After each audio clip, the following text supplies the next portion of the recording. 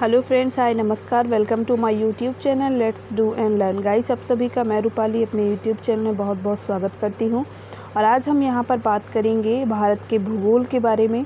तो भारत का जियोग्राफी यहां पर हम स्टडी करने वाले हैं और जियोग्राफी में भारत का आज हम सामान्य परिचय यहां पर देखेंगे। और जो लोग भी यूपीएसएससी पेट का एग्ज़ाम या फिर जो एसएससी का एग्ज़ाम किसी भी चीज़ का एसएससी में किसी भी चीज़ का जैसे सीजीएल हो गया, एमटीएस हो गया या मल्टीटास्किंग वाला जो हो गया एमटीएस का, उसके अलावा स्टेनोग्राफर का हो गया, इन सभी के लिए ये वीडियो इम्पोर्टेंट है। और आप सभी से हाथ जोड़कर रिक्वेस्ट है कि प्लीज़ आप सब चैनल को हमारे सब्सक्राइब करें और हमारा भी सपोर्ट करें। आपका बहुत बहुत थैंक यू रहेगा हमारी तरफ से। आइए चलते हैं आज की वीडियो की ओर। और आज की वीडियो में बात करने वाले हैं भारत के सामान्य परिचय के बारे में, इंडियन ज्योग्राफी के बारे में यहाँ पर डिस्कस करेंगे। तो आइए सबसे पहले चलते हैं ऑनलाइन परीक्षाओं में आए हुए प्रश्नों की ओर। और पहला जो क्वेश्चन है वो कहता है, किस देश के साथ भारत की सबसे लंबी अंतर्राष्ट्रीय सीमा लगी हुई है? तो किस देश के साथ लगी हुई है? आपका जो पेट एग्ज़ाम है, आपके पेट एग्ज़ाम में भारत का जो आसपास के जो उसके पड़ोसी देश हैं उनसे क्वेश्चंस आते हैं। तो भारत के पड़ोसी देशों के बारे में जानने के लिए और इंडियन हिस्ट्री का जो यहाँ पर इंट्रोडक्शन है, इंडियन ज्योग्राफी का जो इंट्रोडक्शन है वो यहाँ पर आप अच्छे से स्टडी करिएगा, आपके लिए बहुत ही हेल्पफुल होगा। क्योंकि यहाँ पर भारत के जो पड़ोसी राज्य हैं, देश हैं, उनके बारे में यहाँ पर हम डिस्कस करने वाले हैं। आइए सबसे पहले क्वेश्चन नंबर 1 क्या कहता है, इसको एक बार और रीड करते हैं। किस देश के साथ भारत की सबसे लंबी अंतर्राष्ट्रीय सीमा लगी हुई है? तो आंसर होगा इसका बांग्लादेश के साथ। तो भारत सबसे ज़्यादा जो अपनी सीमा किसके साथ बांटता है? तो सबसे ज़्यादा अंतर्राष्ट्रीय सीमा बांग्लादेश के साथ इसकी है। अगला क्वेश्चन है, भारत में पश्चिमी तट के उत्तरी भाग को क्या कहते हैं? भारत में पश्चिमी तट के उत्तरी भाग को क्या कहते हैं? आंसर होगा कोंकण तट। क्या बोलते हैं? तो कोंकण तट बोलते हैं। अगला क्वेश्चन है, पाक जल डमरू मध्य तथा मन्नार की खाड़ी द्वारा निर्मित तंग समुद्री जलमार्ग के कारण कौन सा देश भारत से अलग स्थित है? तो आंसर होगा श्रीलंका। श्रीलंका क्यों ऐसा है? तो यहाँ पर पाक जल डमरू मध्य यानी कि जो पाक और मन्नार की जो खाड़ी है, इन दोनों के बीच में जो जल डमरू मध्य है, तो वो क्या है, ये इसकी वजह से ये श्रीलंका क्या है, अलग है। आइए अगले क्वेश्चन की ओर चलते हैं। अगला क्वेश्चन है, भारत में सबसे छोटा दिन कब होता है? भारत में सबसे छोटा दिन कब होता है? तो 22 दिसंबर को सबसे छोटा दिन होता है, 22 दिसंबर को। अगला क्वेश्चन है, सियाचिन ग्लेशियर को लेकर किन देशों के बीच विवाद है? सियाचिन ग्लेशियर को लेकर किन देशों के बीच विवाद है? आंसर होगा इंडिया एंड पाक यानी भारत और पाकिस्तान। अगला क्वेश्चन है, व्हीलर द्वीप का नाम क्या है? आंसर होगा इसका अब्दुल कलाम द्वीप। व्हीलर द्वीप का नाम अब्दुल कलाम द्वीप है।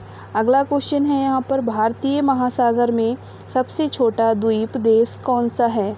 आंसर होगा मालद्वीप। मालद्वीप क्या है? सबसे छोटा द्वीप देश है। अगला क्वेश्चन है यहाँ पर, निम्नलिखित शहरों को उत्तर से दक्षिण की दिशा के क्रम में लिखिए। पहला भुवनेश्वर, दूसरा हैदराबाद, चेन्नई, कोचीन। इसको क्रम में लिखना है। तो आंसर होगा 1 3 2 4। 1 3 2 4 यानी 1 वाला पहला हो गया, 3 वाला दूसरा हो गया और फिर उसके बाद 2 वाला आएगा तीसरे नंबर पे और चौथे नंबर पे आएगा 4 वाला। तो ये आपका आंसर हो गया। और अगले क्वेश्चन की ओर चलते हैं। अगला क्वेश्चन है, दक्षिण गंगोत्री क्या है? दक्षिण गंगोत्री क्या है? आंसर होगा अंटार्कटिका में स्थित स्वचालित स्टेशन। दक्षिण गंगोत्री क्या है? तो ये अंटार्कटिका में स्वचालित स्टेशन है।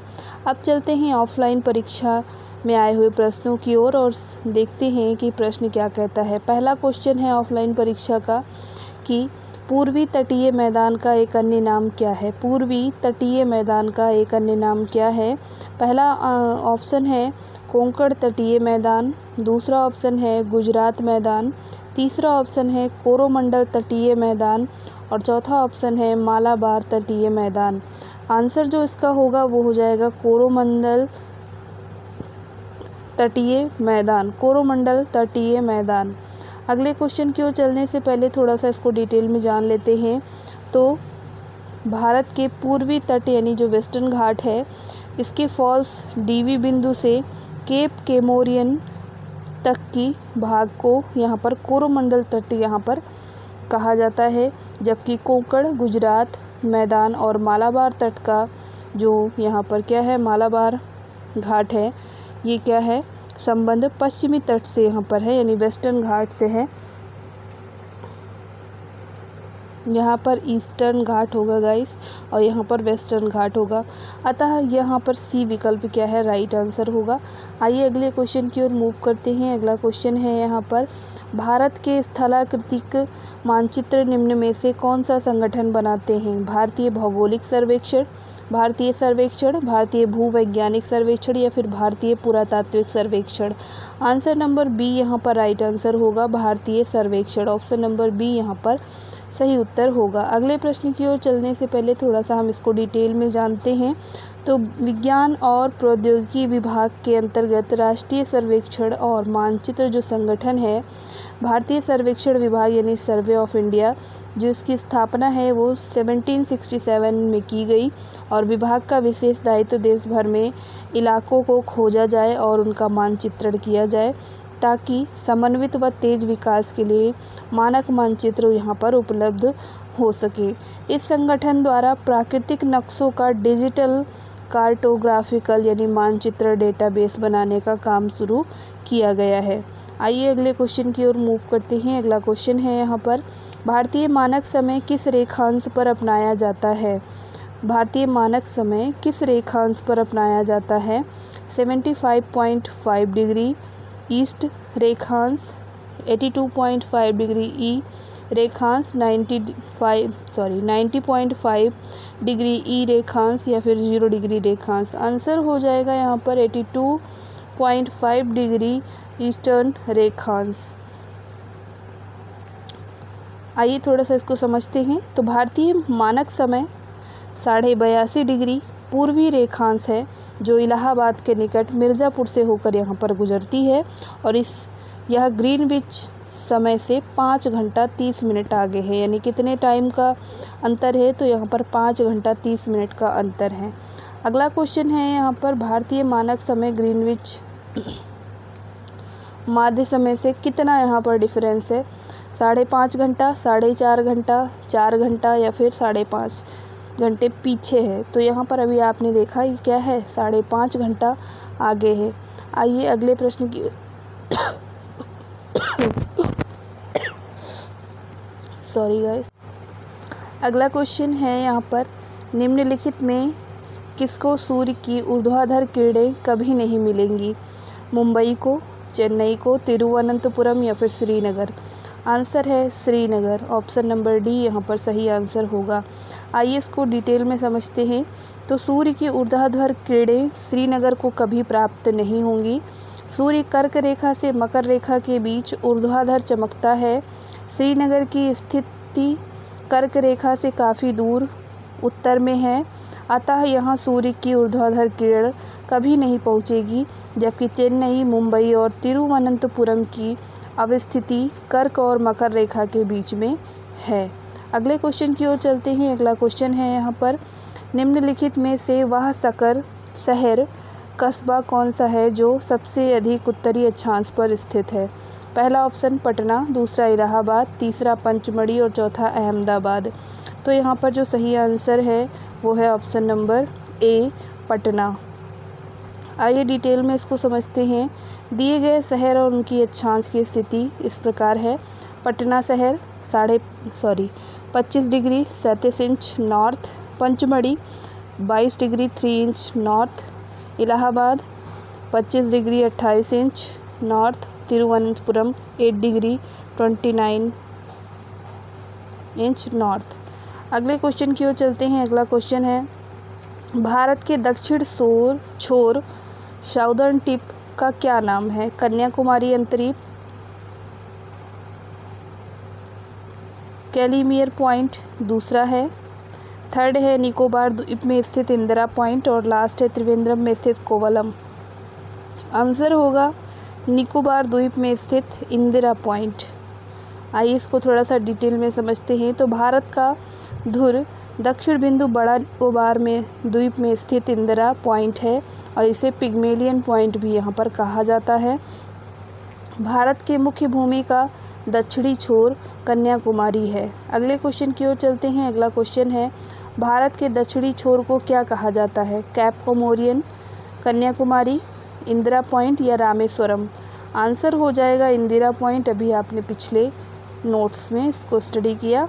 अगला क्वेश्चन है यहाँ पर भारत के दक्षिण में सबसे दूरस्थ स्थल कौन सा है? कैप कोमोरियन, कैलीमियर पॉइंट, इंदिरा पॉइंट या फिर port Blair. Answer sorry guys,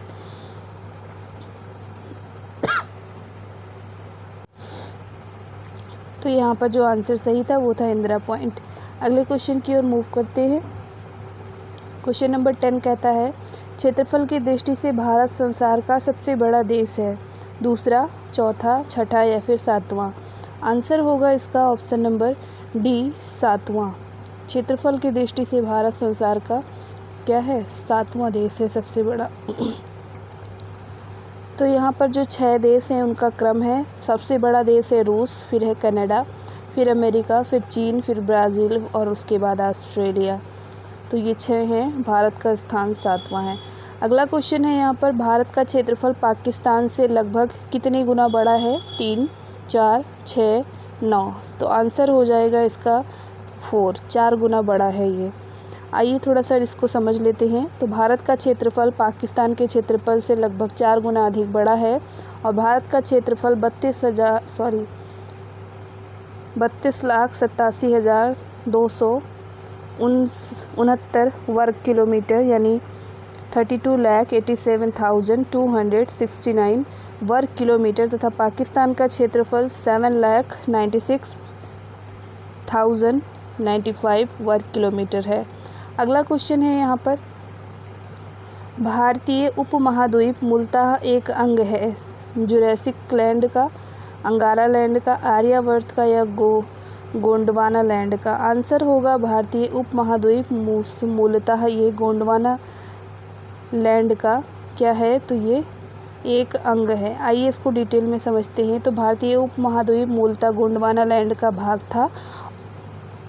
Australia, Africa, दक्षिण अमेरिका, मेडागास्कर आदि इसी के भाग थे और पैंजिया का विभाजन 2 बृहद स्थल खंडों में हुआ। इसके उत्तरी खंड को अंगारा लैंड और दक्षिणी खंड को गोंडवाना लैंड कहा जाता है। इन दोनों स्थल खंडों के विभाजन के बाद ही विश्व का वर्तमान परिदृश्य सामने आया। आइए अगले क्वेश्चन की ओर चलते हैं। अगला क्वेश्चन है यहाँ पर निम्नलिखित में से कौन से देश पाल्क स्ट्रेट से जुड़े हुए हैं? श्रीलंका और भारत, उत्तर कोरिया, दक्षिण कोरिया, पाकिस्तान, चीन या फिर ब्रिटेन और फ्रांस। आंसर होगा भारत एंड श्रीलंका। आइए इसको समझते हैं। तो ये आपने पिछले कई क्वेश्चन के पहले आपने पढ़ा था कि पाकिस्तान जलडमरू मध्य भारत के राज्य तमिलनाडु और द्वीपीय देश श्रीलंका के बीच स्थित एक जल संयोजी है और यह बंगाल की खाड़ी के पूर्वोत्तर में पाक खाड़ी और दक्षिण पश्चिम में मन्नार की खाड़ी से इसको क्या करता है? तो जोड़ता है ये पाकिस्तान के साथ। आपने ये मन्नार की खाड़ी पिछले क्वेश्चन में देखा था जब भारत के साथ इसका कांटेक्ट हो रहा था, तो वहाँ पर जो जलडमरू मध्य था उसका नाम दूसरा था। तो यहाँ कंफ्यूज मत होइएगा। आइए चलते हैं अगले क्वेश्चन की ओर। अगला क्वेश्चन है यहाँ पर निम्नलिखित में कौन सा पोताश्रय प्राकृतिक पोताश्रय नहीं है? चेन्नई, मुंबई, कोचीन या पारादीप। आंसर है चेन्नई। ऑप्शन नंबर 1 यहाँ पर सही उत्तर होगा। आइए अगले क्वेश्चन की ओर चलते हैं। अगला क्वेश्चन है यहाँ पर दक्षिणी ध्रुव प्रदेश अंटार्कटिका में स्थित भारत के स्थायी अनुसंधान केंद्र का नाम है? दक्षिण भारत, दक्षिण निवास, दक्षिण चित्र, दक्षिण गंगोत्री। आंसर हो जाएगा इसका दक्षिण गंगोत्री। ऑप्शन नंबर डी यहाँ पर सही आंसर होगा। तो ये था आज का हमारा प्रैक्टिस सेट, जिसमें हमने भारत के भूगोल का परिचय यहाँ पर देखा, भारत के बारे में कुछ जनरल यहाँ पर जानकारियाँ प्राप्त की। आने वाली वीडियो में और भी इम्पॉर्टेंट टॉपिक्स होंगे जो कि इंडियन ज्योग्राफी से रिलेटेड होंगे। इसके बाद मैं वर्ल्ड ज्योग्राफी के बारे में भी बात करूँगी। तो वर्ल्ड ज्योग्राफी हम अलग पढ़ेंगे और इंडियन ज्योग्राफी हम अलग पढ़ेंगे। तो अभी जो ये वीडियोज़ आपको मैं दे रही हूँ ये इंडियन ज्योग्राफी का है, तो आप सभी के लिए वीडियो इम्पॉर्टेंट है और आप सभी से हाथ जोड़कर रिक्वेस्ट है कि प्लीज़ वीडियो को अंत तक ज़रूर देखा करें और हमारे चैनल को सब्सक्राइब करके हमारा भी सपोर्ट करें। आपका बहुत बहुत एहसान होगा। आइए चलते हैं, वीडियो को एंड करते हैं। Thank you for watching. नमस्कार, जय हिंद।